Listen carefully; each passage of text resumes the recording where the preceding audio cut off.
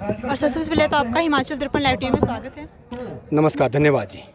और सर, जैसे कि आपने यहाँ पे अपनी प्रस्तुति दी है, तो इस नृत्य के बारे में हमारे दर्शकों को आप बताइए।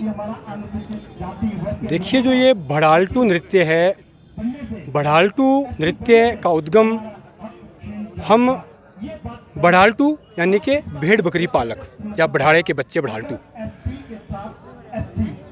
हमारा आदिकाल में हम कहें या फिर आज के समय में कहें, ये जो नृत्य है ये आदिकालीन नृत्य है। उस समय का है जब शायद हमारे बुज़ुर्गों के पास पहनने के लिए कपड़े भी नहीं होते थे या फिर कम मात्रा में होते होंगे, और इसके उदाहरण में मिले हैं अपनी रिसर्च के अंतर्गत। भेड़ बकरी पालक जब भी ठंडे इलाके से गर्म इलाके की ओर यानी कि टिरोदे नोएडे का निर्वत है, हम अपनी भाषा में कहें तो, उस समय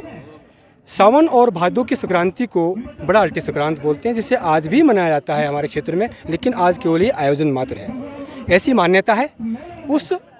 रात्रि को सभी भेड़ बकरी पालक चूड़धार के जंगलों में एकत्र होकर, किसी एक स्थान पर एकत्र होकर, वहाँ गर्म अपना आग जला के, और जो उनकी भेड़ बकरियां मर चुकी हैं या बाघ ने खा दी है, किसी अन्य प्राणी ने खा दी है, उनकी खालों को पहनकर उस रात को राख मल के नृत्य करते थे और अपने चुड़ेश्वर महाराज आराध्य इष्ट देव की आराधना करते थे। और साथ में ये भी मनौती करते थे कि हम जा रहे हैं गर्म इलाके की ओर, हमारे पशु पक्षियों की, भेड़ बकरियों की रक्षा करना। ऐसी मान्यता है। उस रात को जो नृत्य किया जाता था वो बढ़ालटू रो स्वांगटू था। इस संस्था ने लगभग 7 या 8 वर्षों के रिसर्च के बाद बढ़ालटू नृत्य को रिसर्च करके निकाला, खोज के निकाला, उसको रिवाइव किया। उन गीतों को हमारे जो गुरु श्रेष्ठ श्री वी एन सरेख जी है, पद्मश्री गुरु सरेख जी है, हम क्षमा चाहूँगा, मैं उनका संबोधन करना भूल गया। सरेख साहब ने इस पे गीतों पर रिसर्च किया है। मैंने स्वयं मेरे लोक कलाकारों के साथ मिलके नृत्य पर काम किया है, और मेरे छोटे भाई गोपाल ने परिधानों पर काम किया, लेकिन परिधान सोच इनकी थी, हम सभी का सहयोग था, और 2008 में यह नृत्य हमने तैयार किया था जी। ये जो हमारा पहनावा है, हम लोगों ने जो इलाके में आम जनमानस के पास खलटे थे, अपने अनाज के लिए उपयोग होने वाली खालें, उसको एकत्र किया, शिलाई से किया, कुपुई से किया, हरिपुर धार क्षेत्र से किया, और उन खालों से ये परिधान बनाए। चूँकि मेरे ख्याल से मेरे परिवार तो क्या, इस दल में एक आदि कोई नॉनवेज होगा, बाकी सारे हम वेजिटेरियन हैं, और इस नृत्य को उस प्रकार तैयार किया, कोशिश किया इस नृत्य को हम ऐसा रूप दें कि लगे ये आदिम रूप है। आप देख रहे हैं हमारी जो महिला कलाकार है, उनके पास अगर तो गलती से ज्वेलरी पहन ली ये तो नहीं हट सकती, लेकिन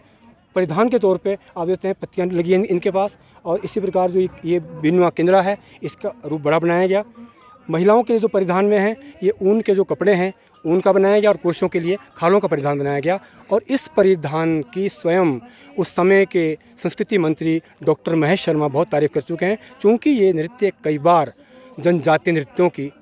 तर्ज पे बुलाया गया, और इस नृत्य ने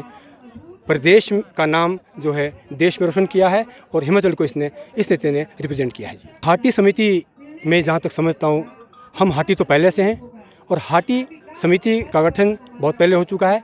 लेकिन हाटियों में जुड़ाव इसलिए है कि जब हम हाटी थे, यानी कि जब हम ट्राइब्स थे, उस समय का यह नृत्य है। इस बात की पुष्टि हमारी रिसर्च में भी आई है, और उस समय जो हरिपुर धार पे जनजातीय मंत्री, आई थिंक उनका नाम जुवेल ओराम जी आए थे, उन्होंने भी तारीफ़ की इस नृत्य की, चूँकि इस नृत्य में आदिम संस्कृति झलक है, उस पुरातन समय झलक है जब शायद हमारे पास पहनने के लिए पूरे कपड़े भी ना होते होंगे, या फिर उस समय के हमारे बुजुर्ग अपने लोक नृत्यों में या फिर लोक नाट्यों में भेड़ बकरी की खालों का उपयोग करते होंगे।